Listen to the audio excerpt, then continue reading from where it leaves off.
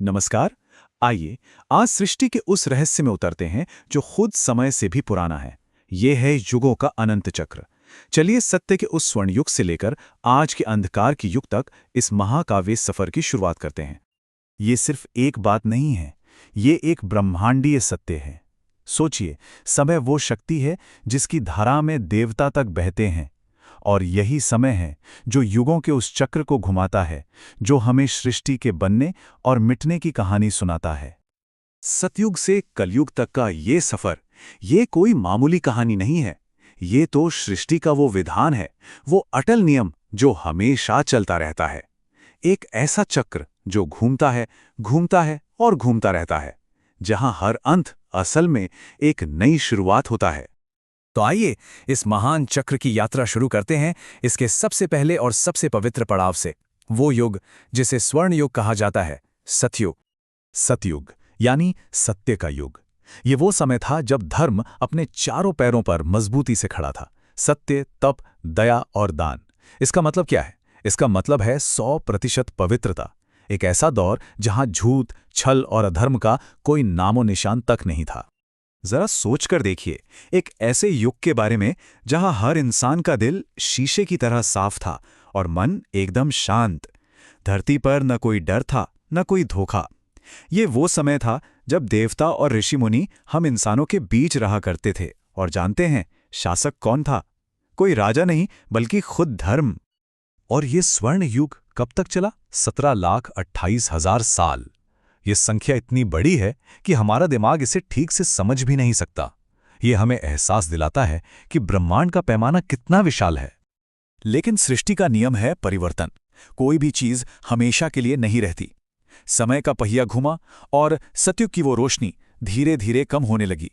अब हम अगले 2 युगों में कदम रख रहे हैं, जहां से धर्म का पतन शुरू हुआ। फिर आया त्रेता युग। धर्म का एक स्तंभ, एक पैर, अब टूट चुका था। वो अब 4 में से सिर्फ 3 पर टिका था। और तब ब्रह्मांड के इतिहास में पहली बार अधर्म की परछाई पड़ी। और इसी युग में धर्म की रक्षा के लिए अवतरित हुए मर्यादा पुरुषोत्तम श्री राम। त्रेता युग का समय था 12,96,000 वर्ष। सतयुग से थोड़ा कम, पर फिर भी एक बहुत बहुत लंबा समय। काल चक्र और आगे बढ़ा और हम आ पहुंचे तीसरे युग में, द्वापर युग। और यहां धर्म आधा हो चुका था। सिर्फ 2 स्तंभ बचे थे। लोगों के मन में अहंकार और लड़ाई झगड़े ने अपनी जड़ें जमानी शुरू कर दी थीं। और इसे बढ़ते हुए अधर्म का नतीजा था महाभारत का महायुद्ध।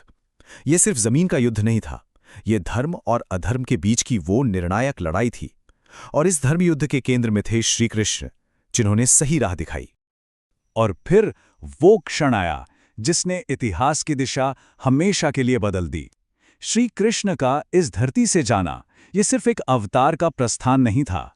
ये एक युग के अंत और एक नए, कहीं ज्यादा अंधकार भरे युग की शुरुआत का ऐलान था।